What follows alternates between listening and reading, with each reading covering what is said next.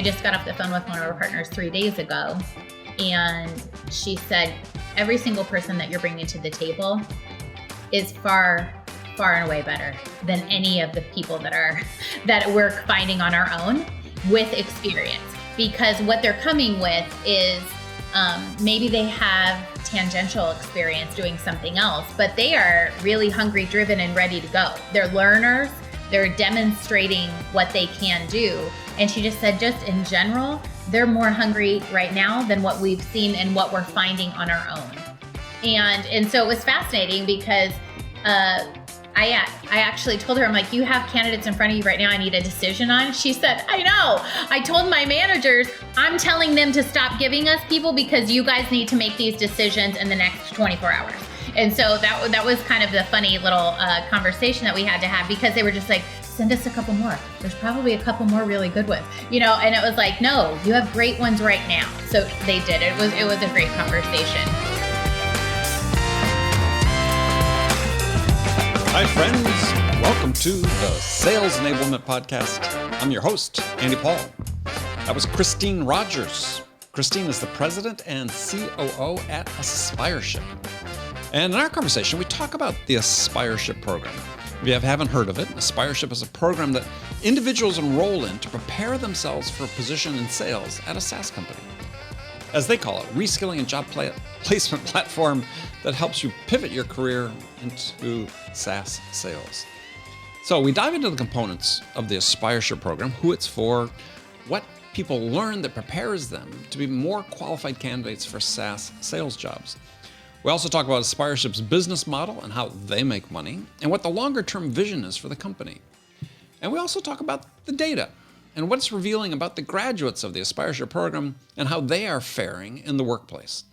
We get into all of this and much, much more, but before we get to Christine, I want to remind you to subscribe to this podcast wherever you listen to it. And also want to remind you to check out my latest book, Sell Without Selling Out.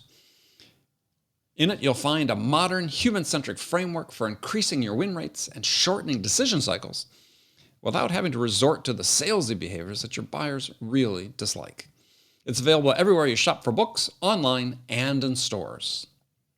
Okay, let's jump into it with Christine. Christine, welcome to the show. Hey, thank you. This is going to be fun. I'm looking forward to it. Well, see, you're so optimistic. You're thinking that even before we get started. Well, I'm setting expectations. I'm putting it right into your brain what I want to do today. All right. Well, gosh, now I feel pressure. So, all right. So tell us a little bit about you and what you do. I am the president and COO of a company called Aspireship. And what we do is we help individuals that want to get into tech sales, so specifically SaaS. We have an online course that is free for them to take. And if they can successfully complete and pass the course, we will introduce them to our hiring partners who basically agree with our way of being and our way of thinking around competency and character trumps experience. And so they are already primed to say yes to candidates based on their aptitude and what they can prove competency in rather than their resume. Okay. All right. Well, so we'll dig into all those things. So What was the impetus to start Aspireship? So Corey is the CEO. He and I had worked together at a previous company. And, my company at that time, they had just acquired his company when I was hired as a sales leader. So I was teaching them to sell two types of both the core product and also then upselling his product. And we kept hearing over and over, especially Corey was hearing, how do I get into sales? If I'm a tech support rep and I want to get into sales, I was like, sure, I'll take you, but you have to be able to do the job, and you have to pick up a quota. And that really scared people. They were like, I think I can, but I'm not sure. How can I figure that out without doing? And so a few years ago, Corey came to me and said, Christine, I have this idea. What would you want? You've hired hundreds and hundreds of salespeople over the last 10 years. What would you want them to know before they ever walked in the door? And what, if we could have someone prove competency around it, what would it be?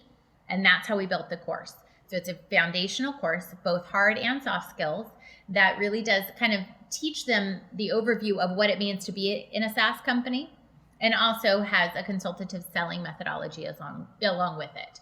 And the course, actually, they have to both complete an assessment at the end that is multiple choice, and also they have to complete role plays that are then hand scored. So, so the goal for the companies that are hiring people out of your program is they get what? Somebody that it's decreasing the chances of a bad hire?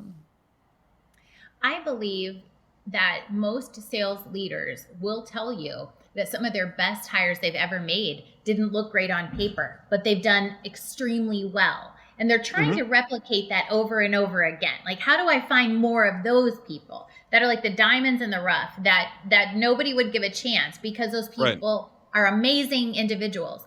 They are great as far as, personality and what they add to the team. They're very they're very hungry and driven, like, somebody give me a chance and I'll do the job. And so I think we've all, most sales leaders would say we look for those people. We're now just being able to highlight those individuals in a better way for those companies, to be able to say, you don't have to guess, because the way we present them is almost like a dating profile. It's like, watch them actually do the work. We actually show them one of their raw role plays. We add in details around them that have more to do with their whole person, rather than just 30% to goal, blah blah blah blah blah, all these different numbers that they may not have if they haven't done sales before. And then we also embed a couple of different things in there, so they really do get a chance to see them in action before ever having to bring them into the hiring process. And what it does is it gives candidates a different way to showcase their talent. And we tell them, the least interesting thing about this entire profile is the clickable link to LinkedIn and the resume attached. The most interesting thing is watch them do the work, and then look at the resume, and you'll be surprised that they haven't had that they haven't had that experience, and watch them do it. They actually can. So we're showing and showcasing people in a totally different way, and it's all through the product. So your customers are not the students, your customers are the companies that are hiring people that come through your program. Correct. And what do they, it's sort of interesting, because all these SaaS companies in general, not so your clients, but there's been lots of discussions LinkedIn about frustration, people expressing that they want to get a job in SaaS, but disqualified because they don't have SaaS experience. Yeah. So people coming through your program still don't have that experience. Correct. And are they able to be considered sort of on par with people that the employer might hire who do have that? Well, I believe so. I mean, our partners, I just got off the phone with one of our partners 3 days ago, and she said, every single person that you're bringing to the table is far, far and away better than any of the people that we're finding on our own with experience. Because what they're coming with is maybe they have tangential experience doing something else, but they are really hungry, driven, and ready to go. They're learners. They're demonstrating what they can do. And she just said, just in general, they're more hungry right now than what we've seen and what we're finding on our own. And so it was fascinating, because I actually told her, I'm like, you have candidates in front of you right now I need a decision on. She said, I know. I told my managers, I'm telling them to stop giving us people because you guys need to make these decisions in the next 24 hours. And so that was kind of the funny little conversation that we had to have, because they were just like, send us a couple more. There's probably a couple more really good ones, and it was like, no, you have great ones right now. So they did. It was a great conversation, but it's fascinating for sure. Well, how do people get into your program? So how does to be specific, you're training people to be SDRs, right?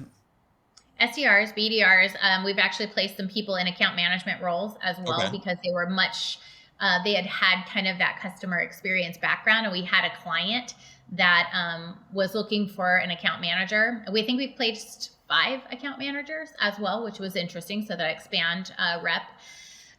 We place full cycle AEs. And the course is just one foundational course, but through the course and also through our interviews with them, we can tell where they need to be. And we can also talk through, I think you would do better at an SDR role right now, or a BDR role, or one of these, one of those types of kind of starter roles versus, right. Some people that have had and carried a bag would not want to take an SDR role.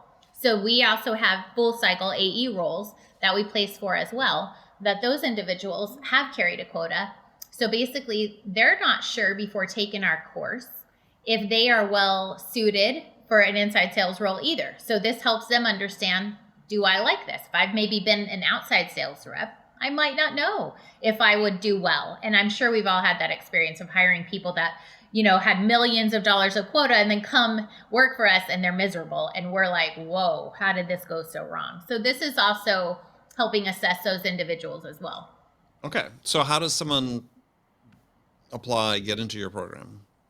There is no application process. You just come in. It's the top of the funnel is wide open. We don't, because we're not asking them for a credit card. We're not asking them for anything. If you can do the work, then we will work with you and help you try to get placed with one of our partners. So take us through the 30 days. What Sure. does that look like? It's on demand. So they come in, they go to Aspireship.com, sign up, and take the course.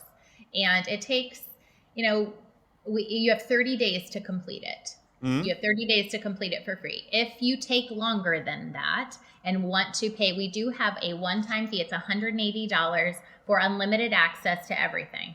So we actually had our candidates come back, and a lot of our grads say, I'd like to continue coming into the coursework and also into the virtual library, which we have about 60 to 70 hours in there of additional training. So they're the ones that said to us, like, we don't want to be kicked out in 30 days. Can we pay something to stay with you and continue getting education? So we have a Slack channel. We have a community now. And it's $180 for unlimited for the rest of your life. But during the 30 days, how many hours does it take? It's 20 to 30 hours of work. Okay. And so give us an example of the coursework. What is it comprised of? Sure. Yeah. So it's everything from, here's how you handle objection. So we take them through, we use Proactive Selling by Skip Miller. We use his methodology. So he is in the course multiple times for, discovery questions, different things like that, objections. We also have coursework around, here's basic Salesforce acumen. So if you need to use Salesforce, that would be important. We do things like, what is customer experience? Why does it matter? Why does it matter in a SaaS company? What is demand gen? How do you become a top performer? How do you engage with senior leadership? So different things like that are a little bit more soft skills, but also information about how a SaaS company really makes money and why it's important to keep good customers. Mm-hmm. So those are examples of some of the coursework that we have. And so somebody gets at the end of, and is there, at any point in that time, you talked about, do they get coaching or? Not till they're done. So at the end, they have to complete the course and get to the end, pass the assessment. And then at that point, if they pass, we engage with them and have a grad call. And then we get a lot of information from them about what they're looking for. Mm-hmm. And yeah. Interesting. So, what percentage of your graduates do you place? Well, that's an interesting question. We don't force them to go with our partners. Right. Right. So about, I would say, when we look at it on a sliding scale, within about 90 days, I believe the last number that we saw was about half get placed within 90 days of coming through the program, whether they're finding it on their own using a certificate that says, I'm an Aspireship grad, right, or we're actually placing them, with one of our hiring partners. Right. We would love to place everyone with our hiring partners, obviously, but sometimes people are using, what they're learning as well. And, we knew this would always be, we'd have some leakage, that we would never be able to probably place everyone.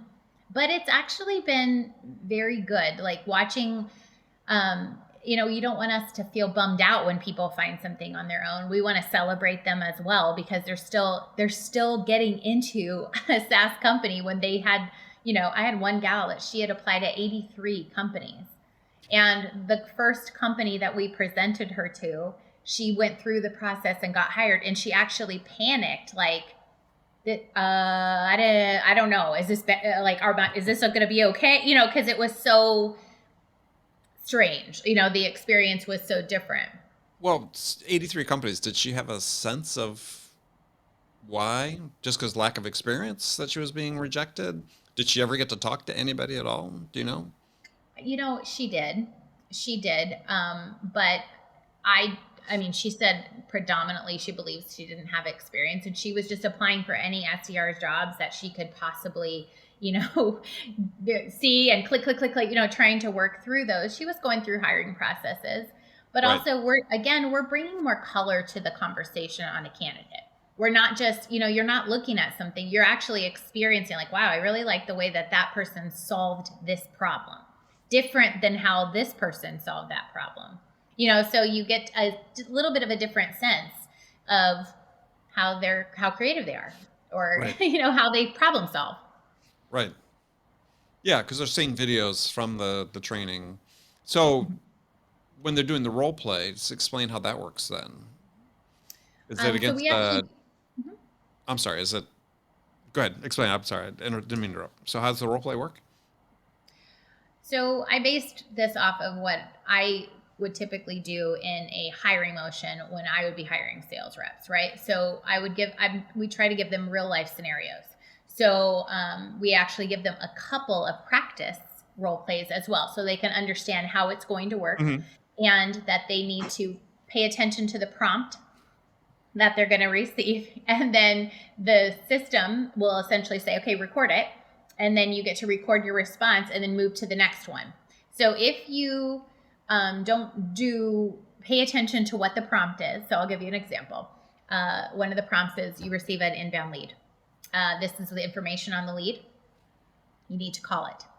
And so it's like prompt number 1, introduce yourself and set expectations for the call. Or it'll just say, something very simple like that, so that we can see, can they take the concepts and actually put them into practice? And then we'll tell them, maybe a prompt down the way, okay, you now understand what they do. Ask an above the line question, for instance. So we can see, do they understand how to ask a different kind of question from the, we use above and below the line, or from the user buyer versus the economic buyer, or your champion versus, whoever's the decision maker. So we want to make sure they understand different questioning. How do you ask different questions? What are those questions? And then, it'll say, sounds like you have everything you need, and you need to set time to meet with them again. And then we see what they do there. So, so it's very step-based, but it's a full fluid conversation, which is what I would want to see. But there's not another person on the other end. It's an automatic prompt they're getting. It is a recorded person. Okay, got it. They are responding to. So it is interesting because there are people that don't pay attention to the prompts. And so when it says that, this is Jason, this is what the CRM says. So introduce yourself, you are an account executive from this company and this is what you're selling. We already have told them in advance, this is the company you work for. This is what they do. So we've given them full information. So again, this is testing, can they be savvy enough and detail oriented enough to look at and use the information given and then put it to use. So you have any data about how the graduates are performing? Yes, we do. So that is a metric that we track because I think that's a really important one. So number 1, at the 90-day mark, I believe that's where it's a hiring problem versus not a hiring problem. That's about right. So we look at the 90-day mark. Are they in good standing? And currently we're at 92% of our grads that we've placed are in good standing in the companies that they're in at the 90-day mark. Mm-hmm. There and in good standing. So I think that's a really important metric Any others? that are I mean, important. well, yeah. Do you look beyond the 90 days in terms of, yeah, like percentage reps that are, performing at expected levels beyond the 90 days? Little bit hard to get that information. Okay. So because as they move forward, we hear a lot from our grads. We are seeing our grads progress, and now that we've had some there that have been there quite some time, that's been great seeing them move forward. I don't have the numbers that I will have that will tell us a little bit more. It's a little tricky to get the information because every company is a little different about what they would say in Right. good standing. So that's made it a little challenging. So roughly how many people have gone through the program so far? Well, it's interesting because if you look at the top of the funnel, it is we place the top 10% is what it comes down to. So the top of the funnel, a lot of people self-select out over time. Through maybe they just don't want to do it. They realize this wasn't for them. So a lot of people use this as a guide to whether this will be something they actually want to do, which is really interesting. Oh, so they self-select out of the program. They enroll, but then they don't complete it. Yeah. Okay. Yep. And as we've gone back and done a lot of check-ins, like, hey, why did you stop? Or you seemed, pretty engaged and then you stopped.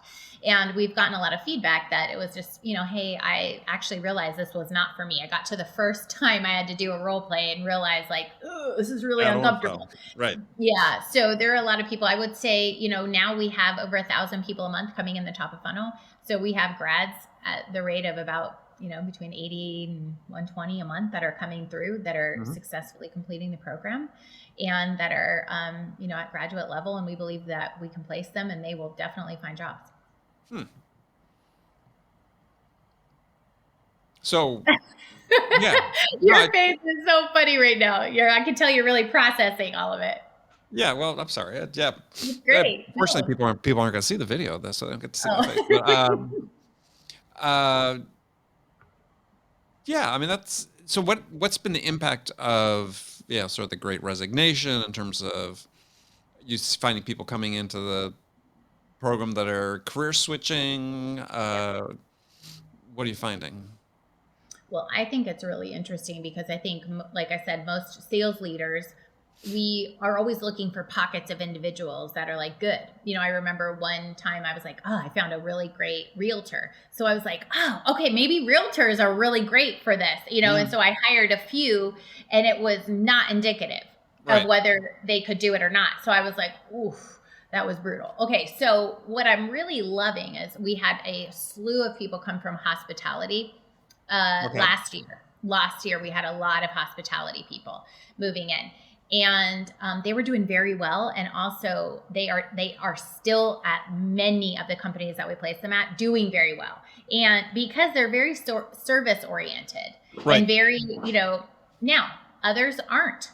So it was helpful to kind of really allow people to feel as much as possible, emulate how uncomfortable it can sometimes be, it through the work. And so that was last year. Mm-hmm. Then this year, we're seeing a lot of teachers, lots of teachers. So interesting. Teachers are another group that I think have high capacity for this work, but it can also be very different for them and a very different understanding of the type of work. So I will say the teachers that we're seeing come through the program that are doing very well, I would say are very well suited for this. They're nailing the role plays. They're not just, nobody is like in the middle. They either are not doing well or they are just absolutely doing phenomenal and in their understanding of how to make it work. Yeah, I mean, being a teacher, I mean, of all the people I've interviewed on my show, a large number of people started off in education and moved into sales. Mm-hmm. That seemed to be a fairly well-trod path for people. It's just, you get into it a couple of years, maybe you find it challenging, but yeah, I mean, teachers aren't overpaid by any stretch of the imagination, right? So yeah, looking for more income, sales seem to be a sort of an interesting path.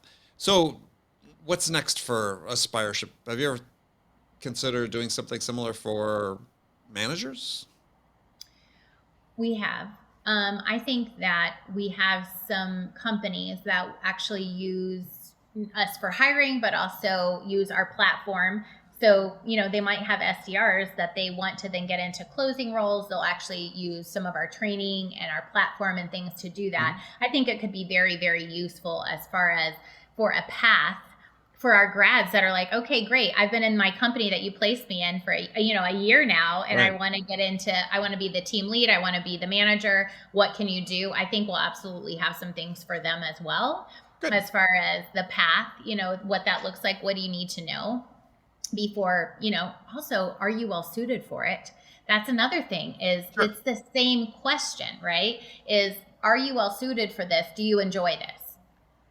Well, yeah, I think a couple things would be useful. One is companies have this tendency to want to promote high performers into management, Yeah. which clearly is mismatched, and many of them are not well suited, but they have really no frame of reference, right? Is they don't know Right. whether it's something that would suit them. They think it's something they should want to do, but yeah, maybe it's just not for them. So having some way to have people sense and get a sense of what that'd be before they join as a manager, I think would be great.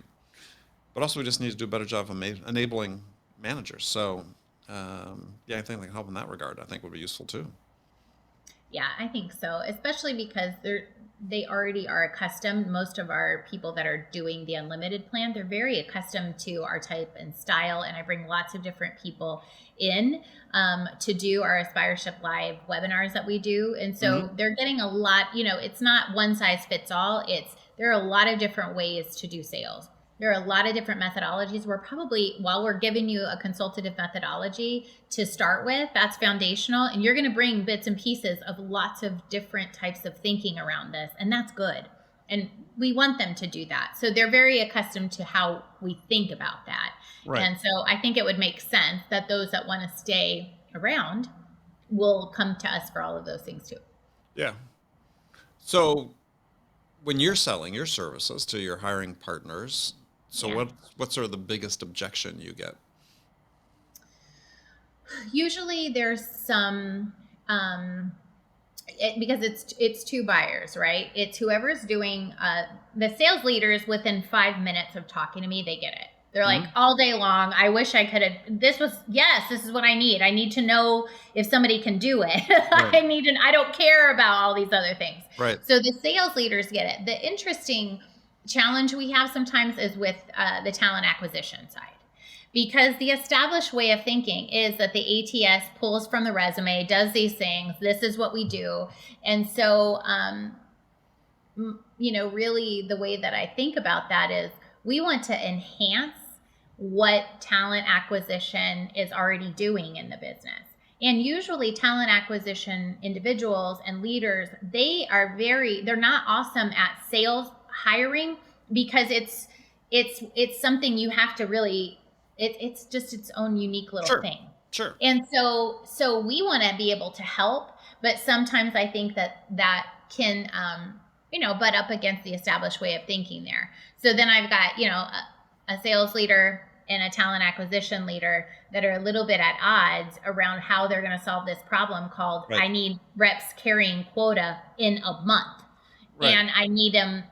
We need them, and we need them yesterday. So that can be a little bit of a challenge, just having those types of conversations, just making sure we're all treading lightly and being respectful. Yeah, well, I think talent acquisition would welcome this, just because they have to be having, well, even the best of circumstances, it's hard to recruit, but these days in particular, it's very hard to find people. It is. And also, it could be the other way as well, where talent acquisition is like, we need somebody, we don't want to pick a regular firm. We want to try something new here. And these are individuals that are not having to sign anything or do an income share agreement or anything. These are people that are giving of their time and nobody's making them do it. So these are people that we want. And sometimes the sales leaders are on the other hand, are saying things like, I don't know if he can do it because he hasn't done it before. So what we've got, for the most part, though, I will say, once I talk to people for just a few minutes, This all makes sense. If you've been in our space for any length of time, you know that there's some antiquated thinking that in order to get great people that want to stay for any length of time, you're going to have to do something different. Yeah, well, you talked about income share. So there are firms though that are doing that, basically analogous to what you're doing, except their model is reps coming in, signing an agreement to share some portion of their income for some period of time. How typically do those work? That's what some of the other kind of like training boot camps and things do. We just started this company. We never wanted to do that because we wanted it to truly be a meritocracy, that if you could do the work, then you can, this is what it is. And yeah. So I don't want to say much about that other than like it was a choice that we made early on to allow as many people the possibility, to come in and to learn. And Right. some of those will get paid for and some of those we won't. But at the end of the day, I will say, even when our grads have gone to other companies, it has always been great because they do well. And then usually the leader's like, where did you learn this? Mhm. And so it ends up being, they'll say, talk to Christine. Their team helped me and I found you guys before they could even place me. And so it ends up being, I get lots of very interesting conversations from our people going out in the world and doing great work. And so that's worked out pretty well for us too. Very cool. Very cool. Well, Christine, thank you so much for joining me today. Thank you for having me. This is a great conversation. I appreciate it. Yeah, no, I appreciate you coming. So if people want to learn more about Aspireship or connect with you, what's the best way to do that? We're at aspireship.com, and you can certainly connect with me on LinkedIn. I'm all over LinkedIn. Perfect. All right, Christine, thank you so much. Thank you. Okay, friends, that's it for this episode. First of all, I want to thank you for taking the time to listen. I'm so grateful for your support of the show. And I want to thank my guest, Christine Rogers, for sharing her insights with us today. If you enjoyed this episode, please subscribe to this podcast, Sales Enablement with Andy Paul, on iTunes, Spotify, or wherever you listen to podcasts. And as always, thank you so much for investing your time with me today. Until next time, I'm your host, Andy Paul. Good selling, everyone.